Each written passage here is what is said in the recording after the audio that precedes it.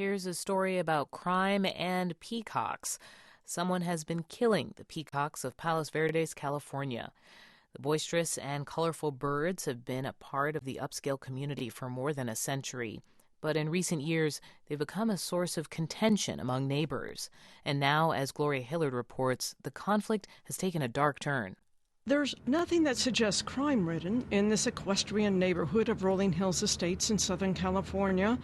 White ranch-style fences border deep-set lawns, and at the foot of each driveway is an etched plaque with the name of the family that lives there. We just turned onto Buckskin Lane.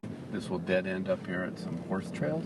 Actually, the streets where most of them have been found, either here or on Dapplegray.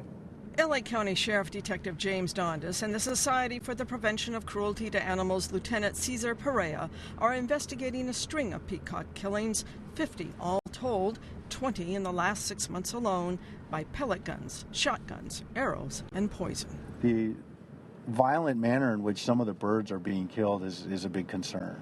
So do you have suspects? We do. The birds seem to know the houses that are peafowl friendly, like Eunice Berman's. 2 stroll in her backyard, 1 is perched on the roof, another is lounging in her tree. Like right now is probably the loudest season that we have of them because it's mating season. And they're calling around to each other and they're probably telling each other that you're here, but... Berman says car alarms, gardeners, vacuum cleaners, and earthquakes can set the birds off. She loves the peacocks, but admits not everyone feels the same way. They're slow crossing the street. They tend to be a little bit messy, and they eat vegetable gardens and certain plants. The mysterious killing of the peafowl has cast a pall on Buckskin Lane. But I can't even imagine one of my neighbors doing something like that. Can't even imagine it.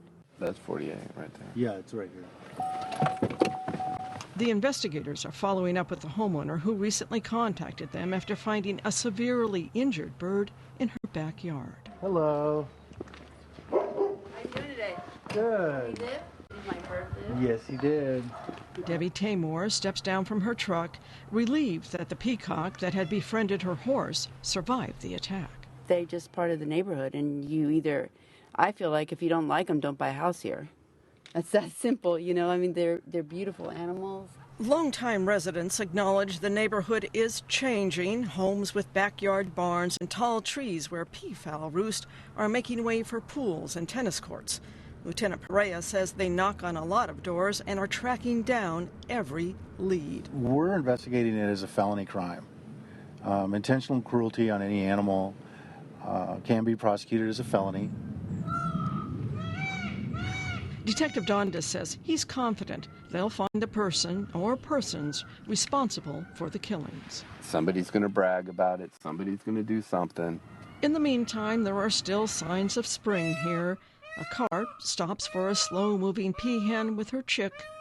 In a driveway, a peacock turns in a half circle, iridescent blue and green tail feathers shimmering in the afternoon sun.